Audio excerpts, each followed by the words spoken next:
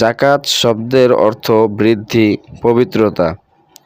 জাকাতের মাধ্যমে ব্যক্তির মাল বাস্তবে কমে না, বরং আরও বাড়ে। সাথে উহা বালা মুসিবত হতে রক্ষা করে এবং জাকাত প্রদানকারীর মন কৃপণতার কলুষ থেকে পবিত্র হয়। জাকাতের শরঈ বিধান। জাকাত ইসলামের মৌলিক ইবাদতসমূহের মধ্যে অন্যতম ইবাদত। পবিত্র কোরআনের বহু জায়গায় নামাজের পাশাপাশি জাকাত প্রদানের হুকুম দেওয়া হয়েছে। আল্লাহ তাআলা বলেন, তোমরা নামাজ কায়েম করো, জাকাত প্রদান করো এবং রুকুকারীদের সাথে রুকু করো। মহানবী সাল্লাল্লাহু আলাইহি সাল্লাম বলেন, ইসলামের ভিত্তি 5টি স্তম্ভের ওপর প্রতিষ্ঠিত।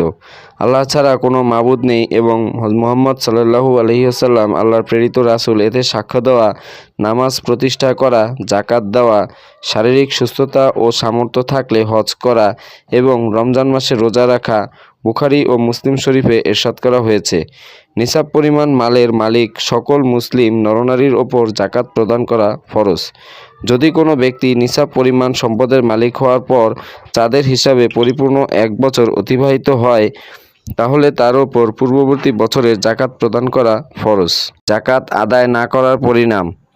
ঈমানের পর নামাজ ও জাকাতের গুরুত্ব বেশি হওয়ার কারণে কোরআন শরীফে এই দুইটি ইবাদতের কথা প্রায় 80 জায়গায় এবং জাকাতের কথা 32 জায়গায় বলা হয়েছে। সুতরাং জাকাত আদায় না করার শাস্তি সম্পর্কে কোরআন শরীফে বলা হয়েছে, অর্থাৎ যারা স্বর্ণ, রূপা বা টাকা পয়সা জমা করে রাখে আর আল্লাহ তাআলার রাস্তায় তা ব্যয় না করে, তাদেরকে যন্ত্রণাদায়ক শাস্তির সুসংবাদ দিয়ে দাও। এখানে সুসংবাদ কথাটি ব্যঙ্গ করে বলা হয়েছে, বাস্তবে তো দুঃসংবাদ।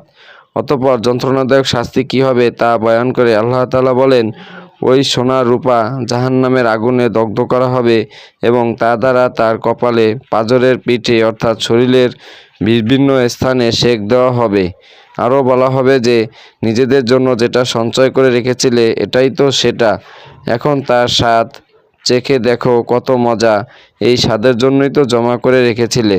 হাদিস শরীফে ইরশাদ হয়েছে, যে ব্যক্তি জাকাত দেয় না, কিয়ামতের দিন তার মাল বিষাক্ত সাপের রূপ নিয়ে তার গলায় পেঁচিয়ে থাকবে এবং তার 2 গালে দংশন করতে থাকবে আর বলতে থাকবে, আমি তোমার মাল, আমি তোমার সঞ্চয় করে রেখে ফেলে আসা সম্পদ, এইভাবে তিরস্কার করতে থাকবে।